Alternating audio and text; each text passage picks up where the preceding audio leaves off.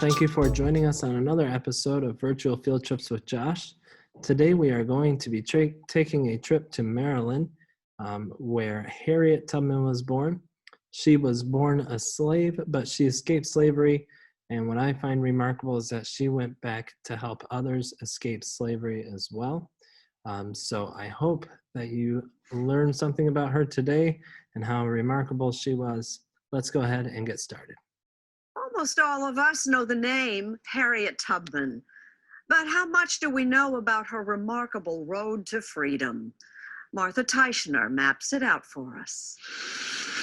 Harriet Tubman, proposed but now on hold as Andrew Jackson's replacement for the $20 bill.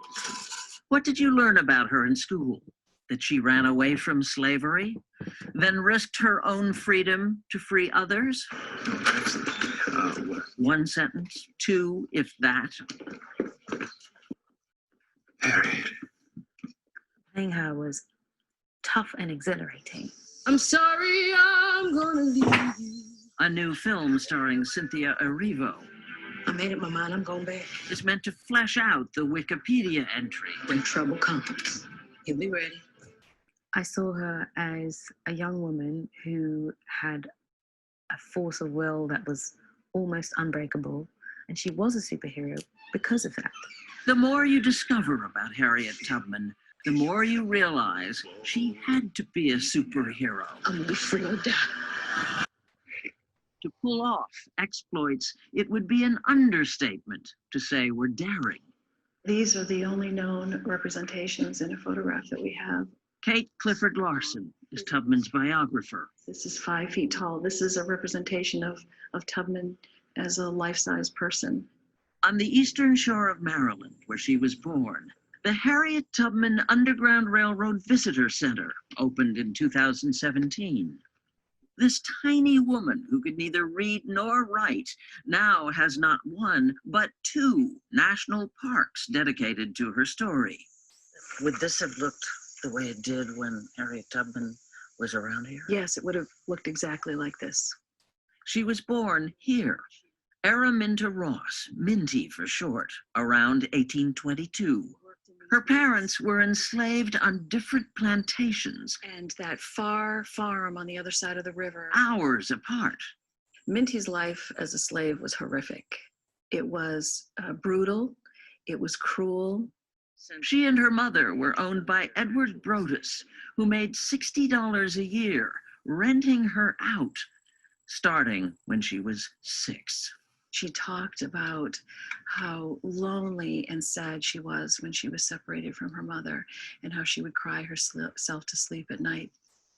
And then came the day when she was about 13 that she walked into the Bucktown Village store, just as an overseer was trying to catch a runaway. When the overseer picked up one of these store weights, a 2-pound weight, That's heavy. yes, and he threw it, intending to hit the young man who was fleeing. But Tubman had stepped back into the doorway, and it slammed right into her skull. For the rest of her life, Harriet Tubman had sudden epileptic seizures, and visions, she said, were from God. Harriet was her mother's name. Minty began calling herself that when she married John Tubman. In 1849, she escaped from this place, Right here. right here. A place called Poplar Neck in Caroline County, Maryland, when word reached her that she was going to be sold south. Just look at a map. Imagine Harriet Tubman in her 20s, running away alone, on foot. So she would have come to this home. She managed, with the help of the Underground Railroad, to make it 100 miles to the Pennsylvania border and freedom. But then Tubman went back 13 times over 10 years, How many crows? leading more than 70 people to freedom. This scene in the film, it really happened. And get this, during the Civil War, she became the first American woman ever to lead troops into battle near Beaufort, South Carolina. They blew up the bridge. They liberated 750 enslaved people off the plantations along that river. And the newspapers at the time wrote about this raid, and they credited the raid to the Black She-Moses. Harriet Tubman had an amazing Forrest Gump-like ability to be at the center of history. Her friends among its key figures, abolitionists Frederick Douglass and John Brown. Tubman was a passionate campaigner for women's suffrage alongside Susan B. Anthony. She spent the last 50 years of her remarkable life here in Auburn, New York, where William Henry Seward, President Abraham Lincoln's Secretary of State, and his wife Frances offered their friendship and support. She was a regular guest here, social visitor, welcomed here. So we're in the old house kitchen. Jeff Ludwig is education director at the Seward House Museum in Auburn. It was known that Harriet Tubman was looking to place her family somewhere and to plant roots somewhere, to build a home for herself. And so they offer her a piece of land. 7 acres. A Black woman, technically a fugitive slave, buying a farm, unheard of. In 1869, she got married again to Nelson Davis, more than 20 years her junior. This is an amazing house. It was one of 9 cottages. In her 70s, she opened an old age home for formerly enslaved people and an infirmary providing free health care to anyone, Black or white. She was a lightning rod for change. Karen Vivian Hill heads the Harriet Tubman home. She was the Serena Williams of her time, okay? Bold, bad, Black, beautiful. We know she was deeply religious and that she had secret pleasures. Strawberries were her favorite dessert. So we found strawberry seeds all over the property, and blue and white china, which is so unlike Harriet for her to have this affection for these very fine things. So who was Harriet Tubman really?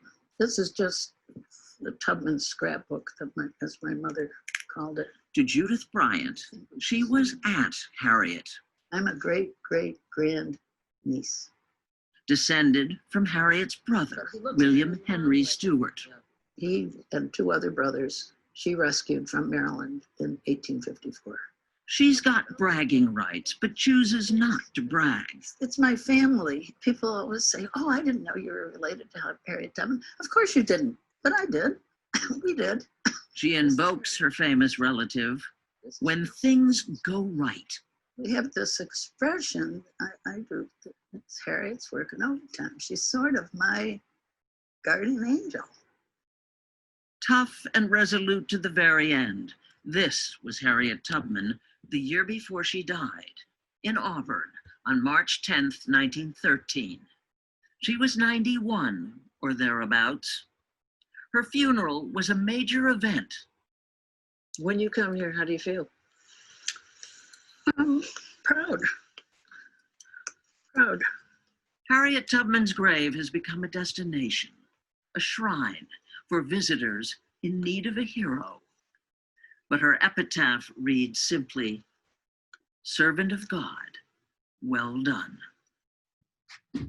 As always, we want to thank you for joining us today. This is brought to you by Center for Success.